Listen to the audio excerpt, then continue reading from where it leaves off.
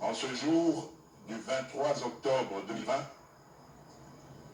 je m'adresse à vous, souverains primaires, dans un contexte exceptionnel en rapport avec la situation politique que connaît notre pays. Ce contexte de fragilité de notre pays, de même que les résultats électoraux de janvier 2019, nous ont forcés à élargir nos rassemblements pour nous unir au-delà de nos familles politiques traditionnelles. Cet effort de recomposition a touché aussi bien le pouvoir sortant que l'ancienne opposition, ce qui a conduit à une situation inédite où des adversaires farouches d'hier sont devenus des alliés. Nous avions choisi de gérer le pays au sein d'une coalition qui semblait constituer la solution idoine pour sortir le pays de ces différentes crises récurrentes et préserver ainsi les acquis de l'alternance. Malheureusement, près de 2 ans après, les divergences qui persistent entre les partis signataires de cet accord plombent les ailes de l'espoir de notre envol vers le développement.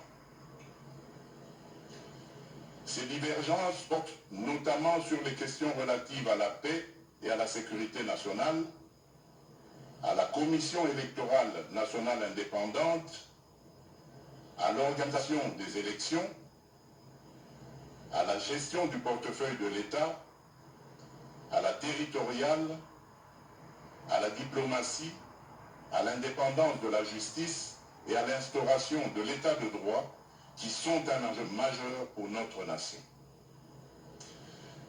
L'importance de ces questions me convainc qu'elles ne doivent être laissées à la merci d'un seul groupe politique. Elles nécessitent un large consensus national. Mes chers compatriotes, la tâche que vous m'avez confiée est immense. Elle comporte dans l'urgence les objectifs ci-après. Rétablir la paix là où elle est compromise et la consolider là où elle existe, construire la démocratie, organiser des élections crédibles dans les délais constitutionnels, renforcer l'état de droit, bâtir nos infrastructures, assurer la santé à nos populations, garantir l'éducation de nos enfants, donner une perspective économique à notre jeunesse et promouvoir davantage les droits des femmes. Face à l'ampleur de ces défis, le peuple n'accordera aucun pardon à ceux qui, dans la classe politique, s'évertueront à créer ou à entretenir des entraves au progrès, animés qu'ils sont par une simple stratégie de survie politique ou de positionnement individuel, par la haine tribale, la rancœur ou par la poursuite de la prédation en toute impunité. À ce propos, je salue l'effort d'abnégation de ceux qui, dans tous les camps, se sont démarqués de ces antivaleurs. Mes chers compatriotes, l'état de droit que nous voulons vient d'être conforté par la prestation de serment de 3 juges constitutionnels, ce qui désormais assure à cette juridiction un fonctionnement régulier. Mes chers compatriotes, la restauration de l'état de droit dans notre pays n'est pas un leurre, mais le fruit d'une volonté politique, du reste coulée dans un programme de gouvernement tel qu'adopté par le Parlement.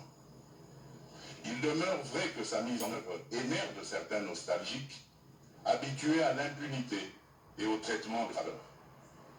Ceci étant, le partage des valeurs liées à l'état de droit et à la justice constitue la condition sine qua non de tout partenariat aux actions de mon mandat. Retardent ou affaiblissent la réalisation du programme pour lequel vous m'avez élu.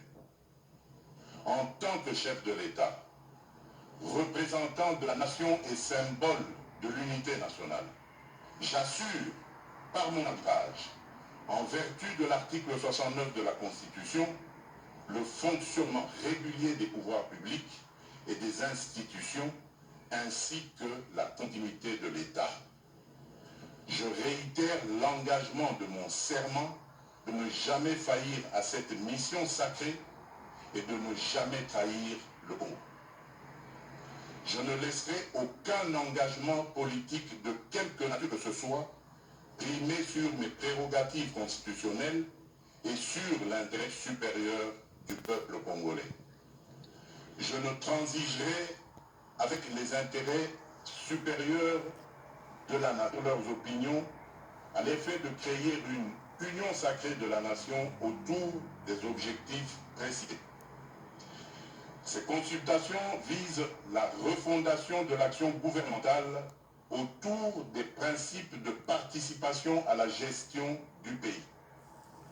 À l'issue de celle-ci, je reviendrai vers vous dans une nouvelle adresse pour vous faire part de mes décisions qui n'excluront aucun cas de figure. Debout, Congolais, prenons le plus bel élan pour un Congo fort, libre et prospère. Que Dieu bénisse la République démocratique du Congo. Je vous remercie.